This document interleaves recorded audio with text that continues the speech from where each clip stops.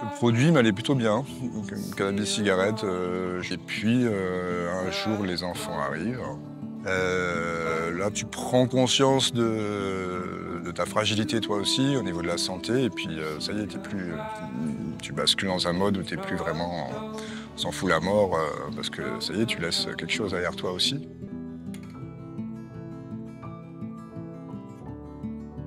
Moi je m'appelle Florent, j'ai 46 ans, ça fait une dizaine d'années que je vis à La Réunion. J'ai grandi dans le Lot, en métropole, dans un milieu assez rural. Et je suis issu d'une famille de néo-ruraux. Mes parents étaient des Parisiens, ils sont descendus dans le Lot en 75, s'installer. Donc ma relation avec la cigarette, mes parents étaient des gros fumeurs, avec pas mal d'ambiance babos, cannabis quand même. Je me suis mis à fumer un peu comme tout le monde au collège, les premières cigarettes, un peu pour tuer le temps et puis un peu pour faire le caïd au collège, quoi. Enfin, tu démarres bêtement la cigarette pour faire le grand, tu t'y attaches et puis tu passes au lycée. Et puis au lycée, tu as le droit de fumer, donc c'est parti. Les cigarettes n'étaient pas chères à l'époque, c'était 5 francs le paquet. Et donc on pouvait y aller, pas vraiment de problème, même si on n'avait pas beaucoup d'argent de poche, on y arrivait. Alors moi j'ai eu la particularité en plus d'être un gros fumeur de joint, de nature peut-être un peu anxieux, et puis mon éducation, mes parents toujours pareil, un peu babos, qui toléraient qu'on fasse pousser des pieds à la maison, fait que ce produit m'allait plutôt bien. Donc, cannabis, cigarette, je voyais même ça comme, sans faire l'apologie, mais presque comme un traitement thérapeutique. Donc j'ai fumé pendant toute mon adolescence, mon jeune adulte. Et puis un jour les enfants arrivent. Là tu prends conscience de ta fragilité toi aussi au niveau de la santé. Et puis ça y est, tu bascules dans un mode où tu n'es plus vraiment s'en fout la mort parce que ça y est, tu laisses quelque chose derrière toi aussi.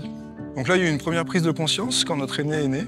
J'ai voulu arrêter une première fois le tabac. Je me suis fait aider par mon employeur à l'époque qui m'a payé une formation. J'ai réussi donc à arrêter de fumer en suivant cette formation pendant 5-6 ans. Par contre, j'avais gardé les pétards. Donc un petit pétard le soir, le week-end.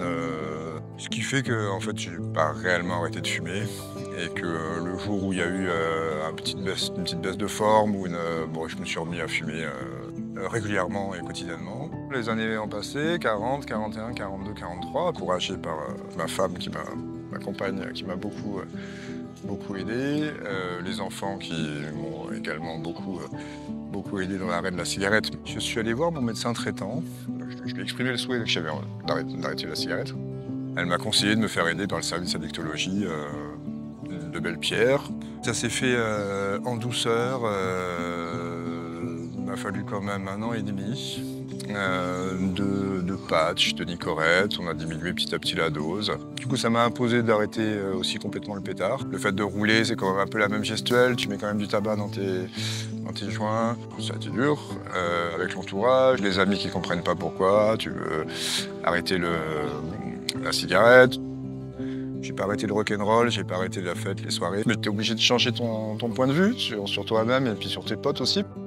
Moi, ça m'a beaucoup aidé d'avoir un soutien externe, un professionnel, un médecin, quoi. Et puis le médecin va pas que sonder sur ta relation avec le tabac. T'es un peu pris plus dans une globalité que de faire un focus sur le tabac, quoi.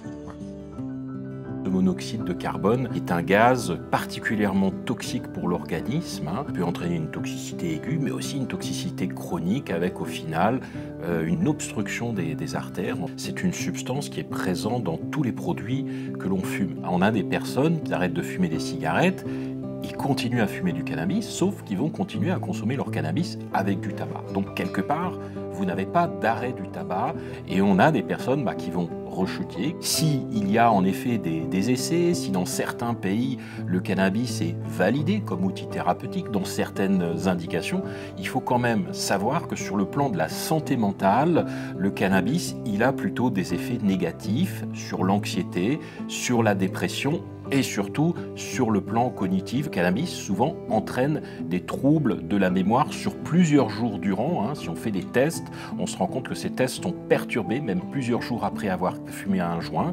Et chez un jeune, ce cannabis, il va entraîner une perturbation des processus de maturation du cerveau. C'est la raison pour laquelle, vraiment, quand on est jeune tout particulièrement, il faut au maximum mettre le cannabis de côté, éviter que les gens se mettent à commencer à fumer du cannabis.